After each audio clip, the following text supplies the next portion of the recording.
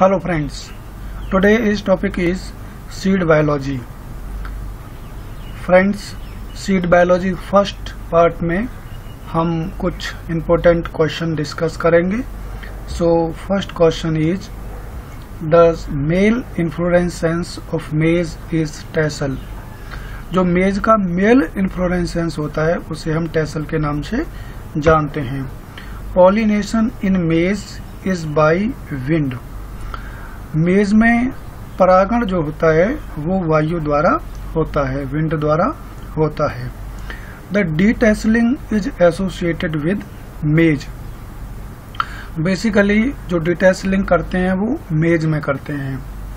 The mode of pollination in मेज is cross pollination. मक्का में जो पॉलिनेशन होता है वो किस प्रकार का होता है, तो वो क्रॉस पॉलिनेशन होता है, पर परागण होता है. ड्यू टू प्रोटोएंड्री, क्योंकि protandry means male part female part से पहले पक जाता है, इसलिए इसमें मेज में क्रॉस पॉलिनेशन हो जाता है. Cross pollination in radish is favoured by insects. जो रेडिस में क्रॉस पॉलिनेशन होता है वो इंसेक्ट्स की वजह से होता है. Pollination in cauliflower is done by honey bee. Cauliflower में बेसिकली जो पॉलिनेशन होता है वो हनी बी की वजह से होता है, मधुमक्खी की वजह से होता है. Inflorescence in carrot flower is called as compound umbel. जो कैरोट का इन्फ्लोरेसेंस होता है वो किस प्रकार का होता है, कंपाउंड अम्बेल टाइप का होता है. हार्वेस्टेबल मैच्योरिटी स्टेज फॉर ओकरा भिंडी is here line crack formation. यानी ओकरा को हम कम हार्वेस्ट करें, उसकी हार्वेस्टेबल मैच्योरिटी स्टेज क्या है, तो आप ओकरा के जो फल होते हैं, भिंडी होती हैं, उन्हें आप देखेंगे जब पकते समय कि वो क्रैक हो जाती हैं, उनमें लाइन जैसी तिरकने लगती है, वो हेयर जैसा दिखाई देने लगता है, एक वो चटकी हुई क्रैक फॉर्मेशन आपको दिखाई देगी उसमें. उससे आप पहचान सकते हैं कि हमारी हार्वेस्टेबल मैच्योरिटी स्टेज है ओकरा में, अब हम काट सकते हैं अपनी भिंडी क्रॉप को. Pollination in T is affected by insects. जो टी होती है चाय में पॉलिनेशन किसके द्वारा अफेक्टेड होता है, तो वो इंसेक्ट्स द्वारा अफेक्टेड होता है. Maturity of stamens and pistils at different time is called as dichogamy.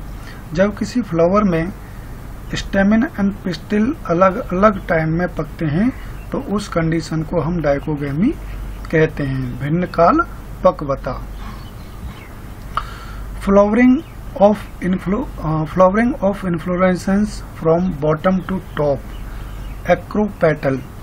जब किसी इन्फ्लोरेसेंस में फ्लावरिंग नीचे से ऊपर की ओर होती है, बॉटम टू टॉप होती है, तो उसको हम एक्रोपेटल कहते हैं. एक्रोपेटल का जो अपोजिट वर्ड है वो बेसीपेटल है. बेसीपेटल मीन्स उसमें ऊपर से नीचे की तरफ फ्लावरिंग होती है इन्फ्लोरेसेंस में.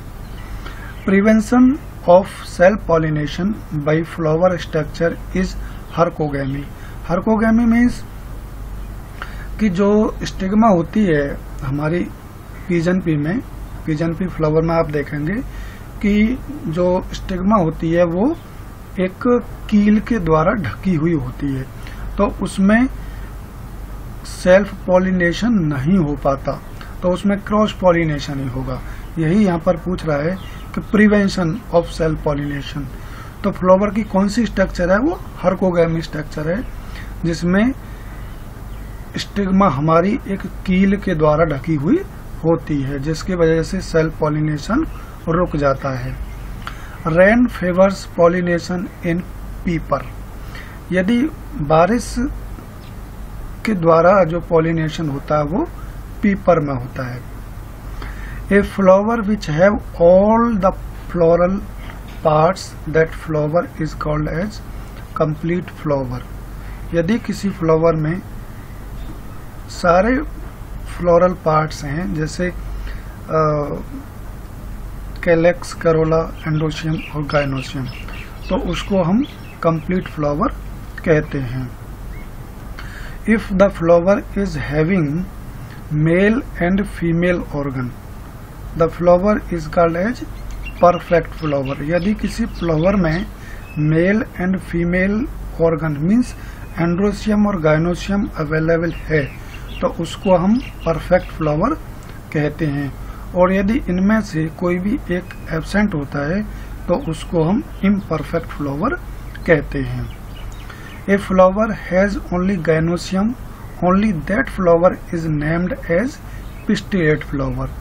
यदि किसी फ्लावर में केवल गाइनोशियम है यानी फीमेल पार्ट है तो उस फ्लावर को हम पिस्टिलेट फ्लावर कहते हैं, स्त्री केसरी फ्लावर कहते हैं, स्त्री केसरी पुष्प कहते हैं।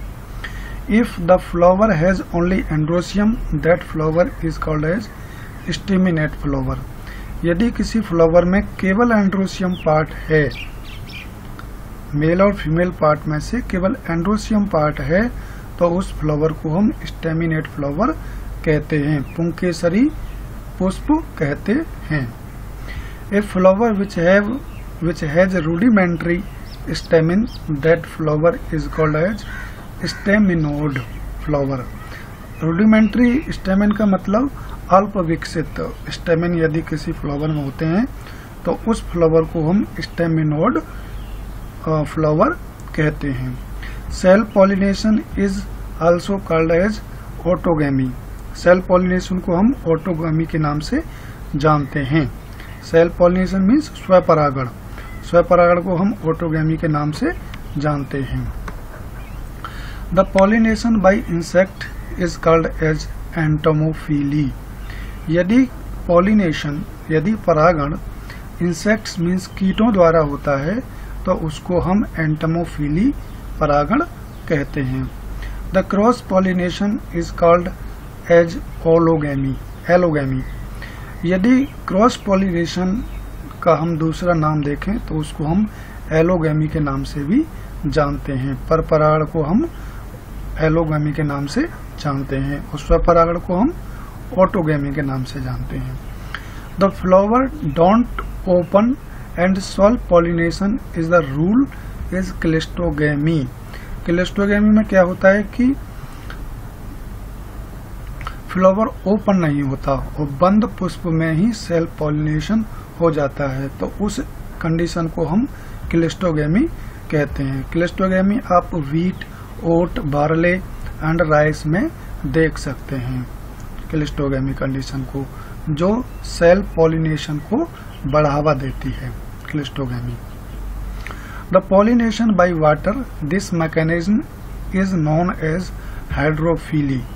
यदि पॉलिनेशन वाटर द्वारा होता है तो उस पॉलिनेशन को हम हाइड्रोफिली पॉलिनेशन कहते हैं। The pollination by wind is called as anemophily. यदि पॉलिनेशन मीन्स यदि परागकण स्टिग्मा पर वायु द्वारा पहुंचते हैं तो उसको हम एनेमोफिली पॉलिनेशन कहते हैं। The pollination by birds is usually named as ऑरिन्थोफिली।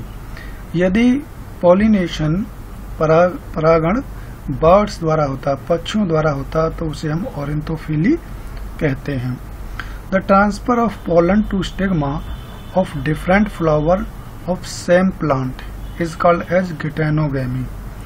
देखो, सेल्फ पॉलिनेशन और क्रॉस पॉलिनेशन तो आप जानते हैं, क्योंकि क्रॉस पॉलिनेशन में एक फ्लावर के स्टेमिन्स मीन्स पोलन ग्रेन्स एक फ्लावर के दूसरे फ्लावर पर जाएंगे, लेकिन वो फ्लावर दूसरा जो होगा वो दूसरे प्लांट का फ्लावर होगा, तो उसको हम कहेंगे क्रॉस पॉलिनेशन। और जब हमारे पोलन ग्रेन्स उसी फ्लावर की स्टिग्मा पर जाएंगे तो उसको सेल्फ पॉलिनेशन कहेंगे। लेकिन जब किसी फ्लावर के पोलन ग्रेन्स उसी प्लांट के दूसरे फ्लावर पर जाते हैं तो उसको हम गिटेनोगैमी कहते हैं। ये आपको मेज में देखने को मिल जाएगी, क्योंकि मेज में मेल और फीमेल पार्ट अलग अलग होते हैं। तो प्लांट सेम रहेगा लेकिन फ्लावर उसके डिफरेंट हो जाएंगे, क्योंकि टेसल अलग है उसकी और सिल्क अलग होती है। जब सिल्क से pollen grains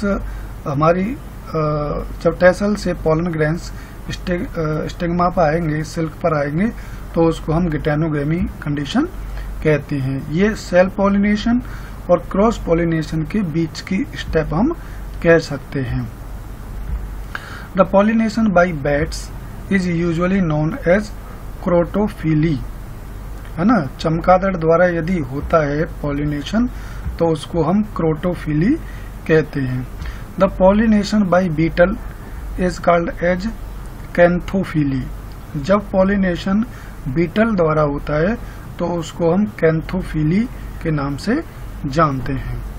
the pollination by sawfly is called as sympiosology, sympiosophily, logy नहीं, सिम्पायोसोफिली।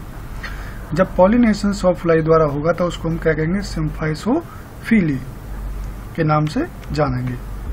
Site of double fertilization is embryo sac, यानी डबल फर्टिलाइजेशन हमारा एम्ब्रियो सैक में होता है। The pollination by flies is called as myophily. जब flies द्वारा, मक्खियों द्वारा होता है पॉलिनेशन तो उसको हम मायोफिली कहते हैं।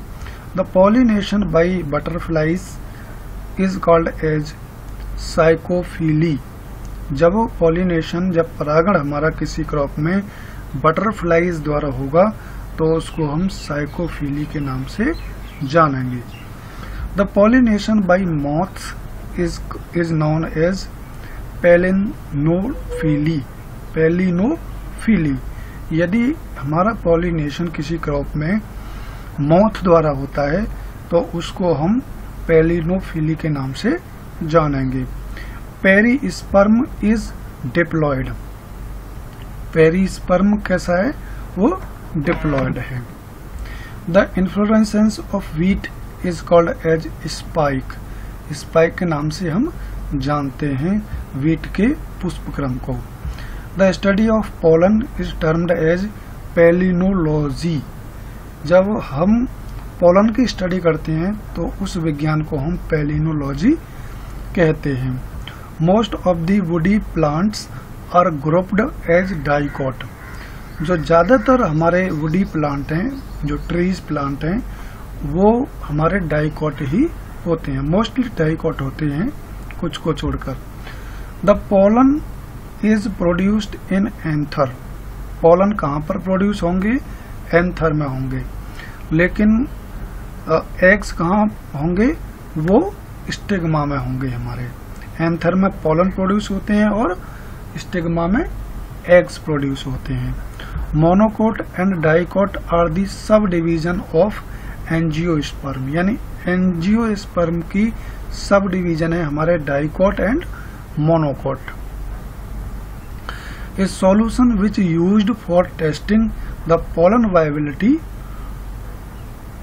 2% एसिटोकार्माइन। यदि हम किसी पोलन की वायबिलिटी टेस्ट करना चाहते हैं तो उसके लिए हम 2% एसिटोकार्माइन का यूज करेंगे। इसके द्वारा हम पोलन की वायबिलिटी टेस्ट कर सकते हैं। So thank you for watching this video. Next lecture में हम आपको लेके आएंगे सीड बायोलॉजी से रिलेटेड और बहुत सारे क्वेश्चंस